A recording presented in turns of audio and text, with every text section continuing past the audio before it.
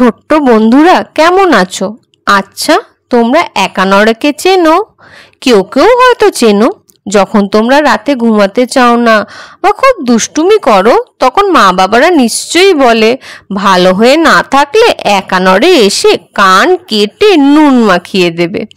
কিন্তু তোমরা কি জানো, একানড়ের সঙ্গে কিন্তু একবার দেখা হয়েছিল মণিমালা মুক্তামালার। তোমরা কি জানো সেই গল্প? না তো?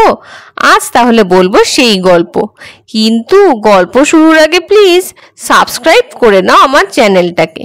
করে নিয়েছো তো? তাহলে শুরু করা যাক আজকের গল্প। আজকের গল্প এক মিষ্টি ভূতের। তাকে সবাই ভুল বুঝতো এবং হয়তো এখনো বোঝে। এতদিন ওর সত্যি আমরা কাউকে বলিনি, কিন্তু এখন যখন তক্ষক বলে দিয়েছে যে রূপকথার দেশ অবলুপ্তির পথে এবং তার আগে যেন আমি সব গল্প এক জায়গায় লিখে রাখি, আমি তাই আজ সেই মিষ্টি ভূতের গল্প আমার কলমে লিখে রাখছি। তাকে তো অনেক ভুল বুঝলো লোকে, বিশেষ করে বাচ্চারা। এখন না হয় সত্যিটা জানুক। অনেক বাজে কথা লিখে ফেলছি কি? বেশ, তাহলে আর বাজে না লিখে আজকের গল্পটা শুরু করা যাক। সেইবার নারায়ণগড় থেকে ফিরে দেখি তেনারা তখনও ফেরেননি।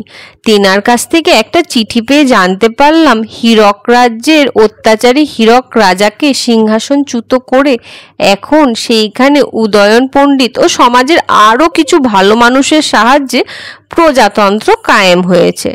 প্রজাতন্ত্র ব্যাপারটা তখন আমরা অত বুঝতাম না, শুধু চিঠি পড়ে এইটুকু বুঝেছিলাম যে এখন তেনাদের সেই হীরক রাজ্যে আরও কিছুদিন থাকতে হবে। তাই আমি আর মুক্তা ঠিক করলাম আমরা শিকারে যাব। যেমন ভাবা তেমন কাজ। কিন্তু ফেরার পথে মনে হচ্ছিল যেন রাস্তার শেষই হয় না। হবে কি করে? আমরা তো পথ ভুল করেছিলাম। যাই হোক, আকাশের ধ্রুবতারা দেখে দিক নির্ণয় করে অবশেষে জঙ্গল থেকে যখন বের হলাম তখন বেশ রাত। সামনে বিরাট তালতলার মাঠ। মাঠের নাম তালতলার মাঠ কারণ সেই মাঠে অনেক তাল গাছ আছে। জন্মাষ্টমীর সময় ছেলেমেয়েরা সব সেই তাল গাছ থেকে তাল পেড়ে নিয়ে বাড়ি নিয়ে যায়। তারপর তালের ক্ষীর, তালের বড়া তৈরি করে কৃষ্ণ ভগবানকে দেয়। কিন্তু সেই সব করে সকালবেলায়। রাতের বেলায় কেউ এই মাঠ বের হয় না, কারণ এই এত তাল গাছের একটাতে থাকে একানড়ে ভূত। সে দুষ্টু বাচ্চা যারা রাতে ঘুমোয় না, তাদের কান কেটে সেইখানে নুন লাগিয়ে দেয়।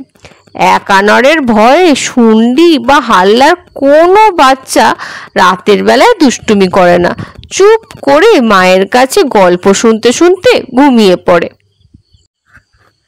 একানড়ের কথা ভেবে প্রথমে একটু ভয় পেয়েছিলাম। তখন মুক্তামালা বলল, আরে দিদি, আমরা বাচ্চাও নই, দুষ্টুও নই, তাই একানড়ে আমাদের বোধহয় কিছু করবে না। আর করলেই বা আমরা ছেড়ে দেব নাকি?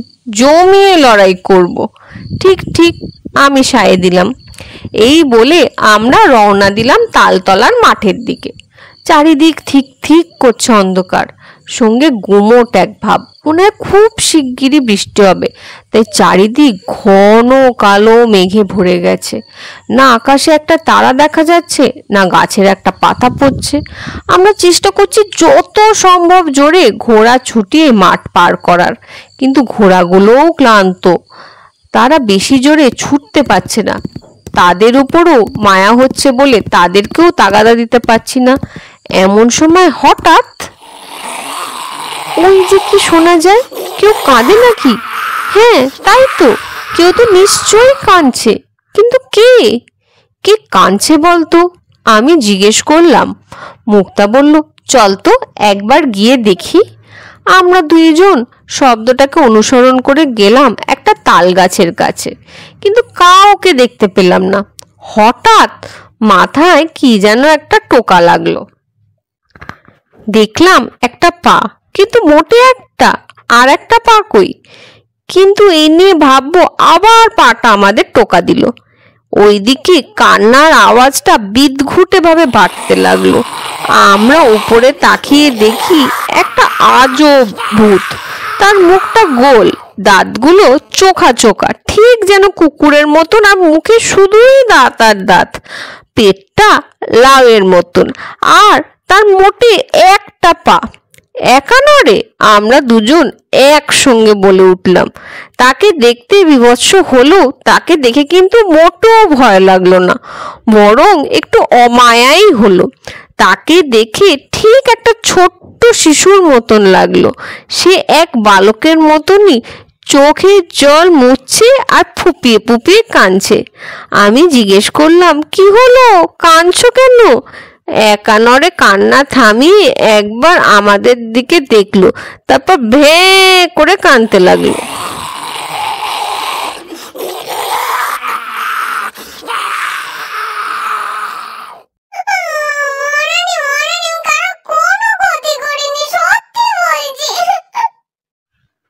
একানারের কথাটা শুনে আমাদের ভারী মায়া হলো। মুক্তামালা বলল, আহা বাছা, অত কেঁদো না, তুমি নেমে এসো নিচে, শান্ত হয়ে বলো তো আমাদের কি হয়েছে। একানরে তখন ঝুপ করে উড়ে এসে মাটিতে নেমে আমাদের সামনে দাঁড়ালো। তারপর চোখের জল মুছে একটু শান্ত হয়ে বলল, সবাই বলে আমি নাকি দুষ্টু বাচ্চাদের কান কেটে নুন মাখিয়ে তাদের শাস্তি দিই, কিন্তু কই, আমি তো তেমন কিচ্ছু করি না। আমি কি করব, ভগবান আমায় এমন চেহারা দিয়েছে, তো এতে তো আমার কোনো হাত নেই। কিন্তু এই বলে আমি কোনো দিন তাদের বা কোনো বাচ্চার এক চুলো ক্ষতি করিনি, বরং ওরা যখন ঘুমায় আমি সব গাছ থেকে আমটা, লিচুটা, পেয়ারাটা পেড়ে ওদের বাড়ির সামনে ছড়িয়ে দিই। ওরা ভাবে ঝড়ে পড়েছে, আর কি খুশি না হয় সেগুলো খায়, আর আমিও তো তা দেখে খুশি হয়ে যাই। কিন্তু যে রাত বাড়ে এই বাচ্চাগুলো মায়েরা তাদের বলে তারা না ঘুমালে আমি নাকি এসে তাদের কান কেটে নুন মাখিয়ে দিয়ে যাব। কান কিভাবে কাটতে হয় আমি তাই জানি না, তাহলে কেটে নুন মাখাবো কি করে? এই বলে সে আবার ভ্যাঁ করে কাঁদতে থাকে। আমি একানরের গায়ে মাথায় মাতৃ স্নেহে হাত বুলিয়ে বললাম, শোনা বাবা, লক্ষ্মী শোনা, আমার কথাটা মন দিয়ে শোনো। দেখো, বাচ্চারা যদি কাউকে ভয় না পায় তাহলে তো তারা সারা দিন দুষ্টুমি করবে, কারোর কোনো কথা শুনবে না, বাবা মায়ের অবাধ্য হবে। তাহলে তো রাজ্যে শাসন থাকবে না, এক অরাজকতার সৃষ্টি হবে। তা কি ভালো হবে বলো? একানরে বলল, ব্রহ্মদৈত্যী, শাকচুন্নি, এমনকি মামলাকেও তো সব বড়রা ভয় পায়। আমায় যদি ভয়ই পাবে তাহলে শুধু ছোটরা পাবে কেন, বড়রা কেন পাবে না? আমি বললাম, একানরে, তুমি তো বাচ্চাদের ভালোবাসো, তুমি তো ভালো ভূত। মামদ, ব্রহ্মদৈত্যীরা তো সত্যিকারের দুষ্টু ভূত, তারা লোকেদের ভয় দেখিয়ে মজা পায়। কিন্তু তুমি তো তেমন নও একানরে, তুমি তো খুব মিষ্টি একটা ভূত। মুক্তামালা বলল, কিন্তু তুমি যদি চাও বাচ্চারা ভালোভাবে মানুষ হোক, তবে তোমায় একটু খারাপ হতে হবে একানরে। জানি তুমি কারোর কোনো ক্ষতি চাও না, কিন্তু শিশুদের মঙ্গলের জন্য তোমাকে ওরা একটু ভয় পাক। মিথ্যে সেই ভয়, জানি আমরা, কিন্তু তাও তারা পাক, সেইটা তাদের ভালোর জন্যই। তুমি এই কষ্টটুকু মেনে নাও। কি, পারবে না মেনে নিতে?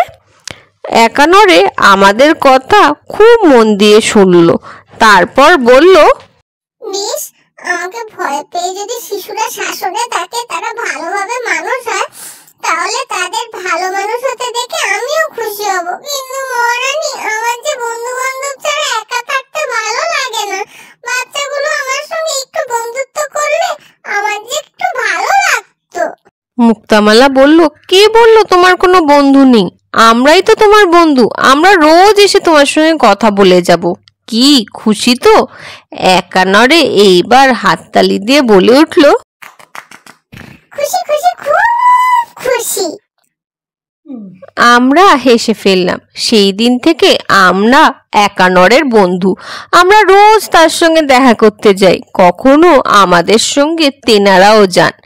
আমাদের খোকাদেরও আমরা একানরের কথা বলে ভয় দেখিয়ে ঘুম পাড়িয়েছি। আবার সকালে একানরের ফেলে রাখা ফল তারা পেয়ে সেই সব ফল তারা সব বন্ধুদের সঙ্গে ভাগ করে খেয়েছে। কিন্তু তারা যখন একটু বড় হয়েছে, নিজেরাই নিজেদের শাসন করতে শিখেছে, তখন তাদের সঙ্গে আলাপ করিয়ে দিয়েছি একানরের। তারাও তারপর বন্ধু হয়ে গিয়েছে একানরের সঙ্গে। তাদের নিজেদের বন্ধুদের সঙ্গেও আলাপ করিয়ে দিয়েছে একানরের। এখন শুন্ডি হাল্লার শিশুরা বাদ দিয়ে সবাই জানে যে একানরে খুব ভালো এবং শিশু সুলভ এক ভূত। এখন একানরে আর একা নেই, তার এখন অনেক বন্ধু। শুধু বাচ্চারাই তাকে যা একটু ভয় পায়। কে জানে, হয়তোবা যেদিন রূপকথার দেশ পুরোপুরিভাবে ধ্বংস হয়ে যাবে তারপর থেকে তারাও আর ভয় পাবে না একানরেকে। তখন কি একানরে খুশি হবে নাকি দুঃখ পাবে? কখনো এই কথা একানরেকে জিজ্ঞাসা করা হয়নি, তাই আমিও তা জানি না। ছোট্ট বন্ধুরা, কেমন লাগলো আজকের গল্প? বলার কথা নয়, তাও বলে দিলাম।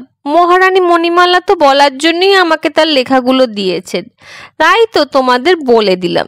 একানরে আসলে খারাপ নয়, বরং তোমাদের মতনই একদম একটা ছোট্ট বাচ্চা, যে দুঃখ পেলে ফ্যাঁচ ফ্যাঁচ করে কাঁদে। যাই হোক, তোমাদের ভালো লাগলো তো আজকের গল্প? তাহলে প্লিজ শেয়ার করে দাও বন্ধুদের সঙ্গে। আর কোনো কিছু বলার থাকলে জানিও কমেন্টসে। আর ভিডিওটা ভালো লাগলে প্লিজ লাইক করে দিও। আজ তবে আসি, টাটা।